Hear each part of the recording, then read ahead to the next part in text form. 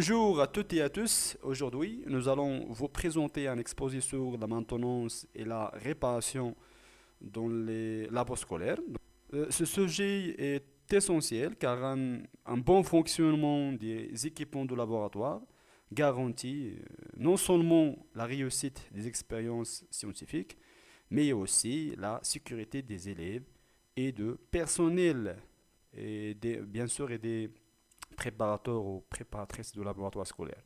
Donc, au cours de cette présentation, nous allons découvrir la définition de la maintenance, les types de maintenance, etc.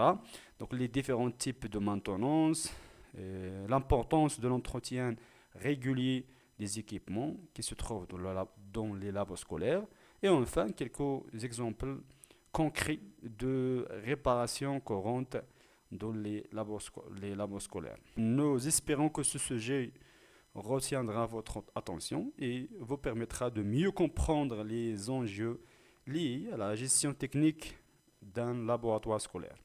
Donc commençons par l'introduction. Comme vous savez, la plupart des équipements de laboratoire scolaire sont composés de dispositifs électroniques, mécaniques, d'objets physiques et de produits chimiques qui nécessitent bien sûr un soin particulier et une connaissance approfondie de leur fonctionnement et de leur utilisation afin de maintenir leur bon fonctionnement pendant la plupart ou pendant la plus longue période possible. Ils ont toujours besoin d'un entretien régulier et continu, en particulier d'un étalonnage et d'une calibration avant et après utilisation afin de réaliser plusieurs objectifs importants.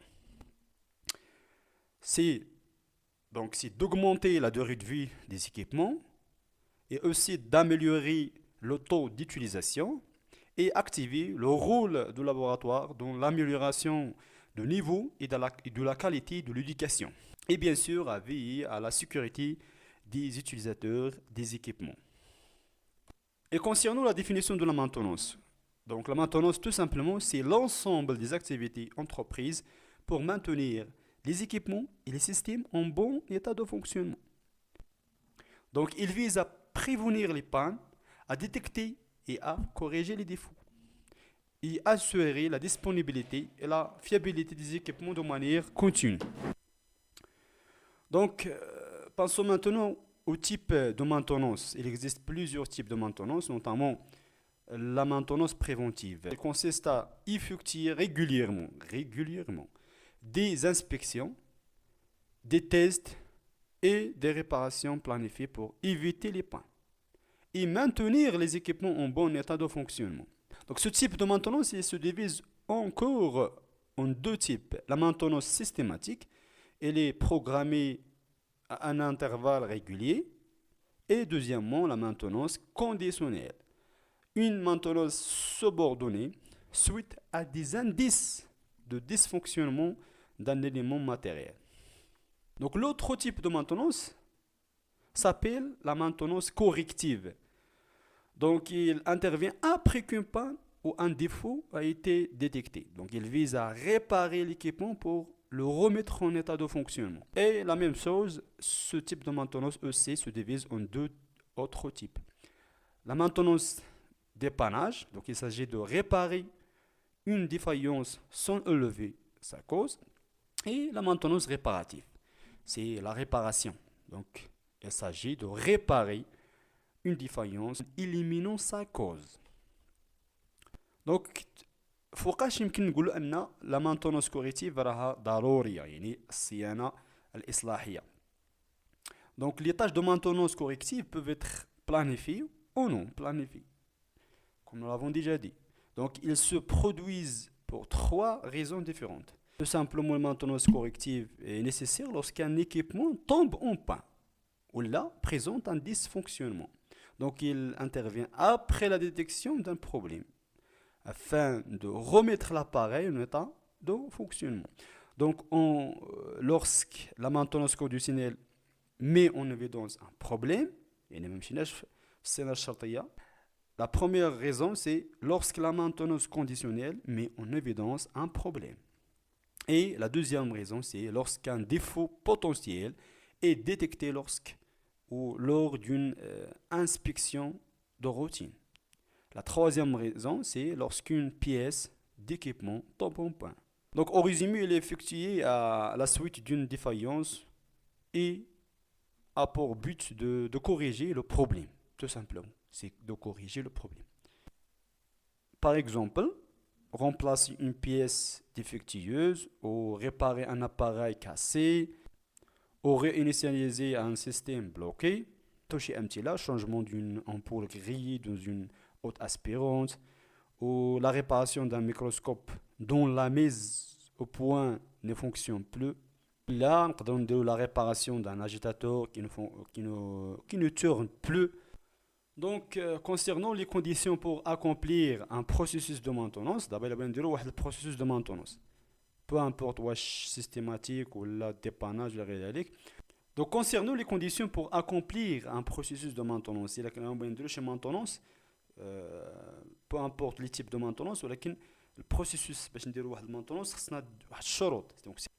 Donc certaines conditions doivent être remplies notamment. C'est اول حاجه دي disposer des compétences techniques. دي باش نقولوا les préparateurs de laboratoire ou les préparatrices de laboratoire خص يكون عندهم واحد savoir faire surtout في maintenance et réparation. Donc, en tant que préparateur ou préparatrice de laboratoire, il n'est pas nécessaire ou obligatoire de maîtriser tous les niveaux de maintenance. Donc, nous devons surtout nous concentrer sur les deux premiers niveaux. Donc, le premier niveau, c'est qui concerne l'entretien de base et les vérifications simples. Et le deuxième niveau, c'est qui peut impliquer des réparations mineures ou des réglages techniques accessibles.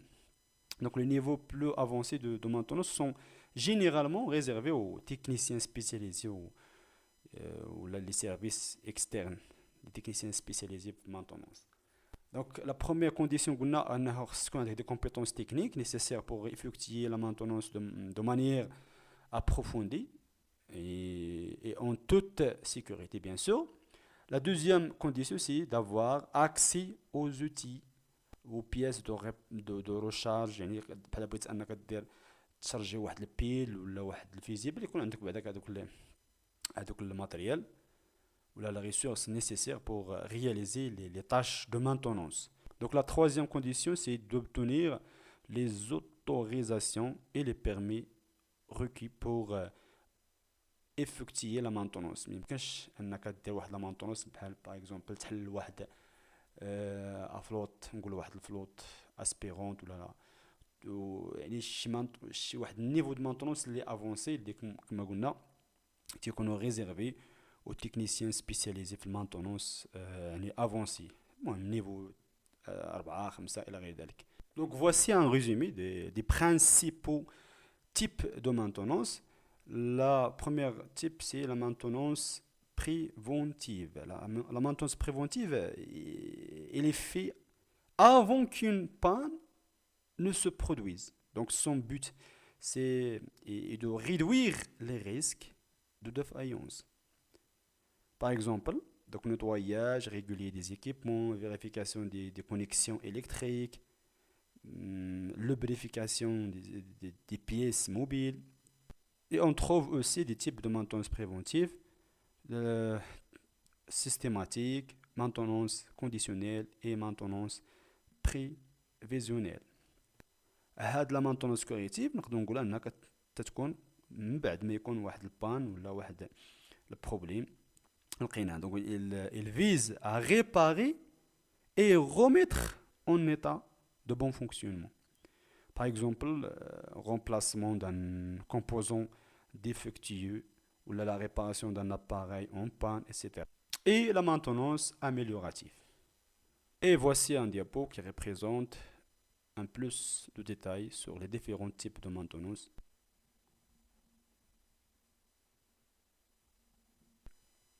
Donc, concernant les niveaux de maintenance, donc, comme vous savez, la maintenance est organisée en plusieurs niveaux. Donc, selon la complexité des interventions et les compétences nécessaires. Concernant le niveau 1, donc, les actions qu'on peut faire, c'est des travaux simples, réglage, contrôle, etc. C'est le niveau le plus simple qui inclut des opérations basiques comme le nettoyage,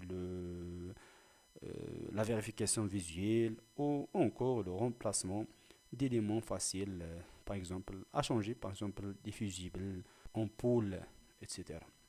Donc ce niveau est réalisé par les utilisateurs ou le personnel du laboratoire. Donc c'est tout simplement le préparateur ou la préparatrice du laboratoire scolaire.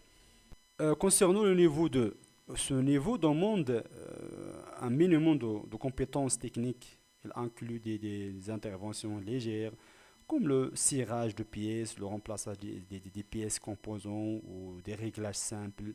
Concernant le préparateur, les tâches de préparateur qui peut intervenir à ce niveau, donc s'il y a reçu une formation basique sur ce niveau, bien sûr. Concernant le niveau 3, l'action qu'on peut faire à ce niveau, diagnostic, la réparation et remplacement. Ce niveau implique des réparations complexes, des tests techniques ou d'utilisation des outils spécialisés, bien sûr, et d'outillage prédéfini et des appareils de mesure. Donc, ils sont réservés à des techniciens spécialisés ou des entreprises externes.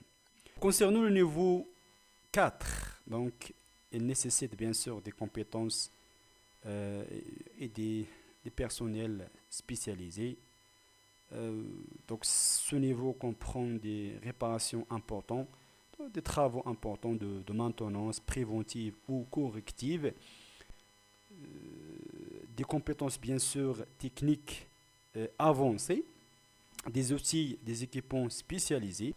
Il peut s'agir par exemple de remplacement d'un moteur ou de la révision complète d'un appareil complexe. Donc ce niveau bien sûr est réservé aux techniciens spécialisés. Concernant donc ce type de maintenance, concernant le niveau 4 de maintenance, ce type de maintenance est effectué par des techniciens spécialisés, comme j'ai déjà dit, parfois envoyés par le fabricant de matériel correspondant.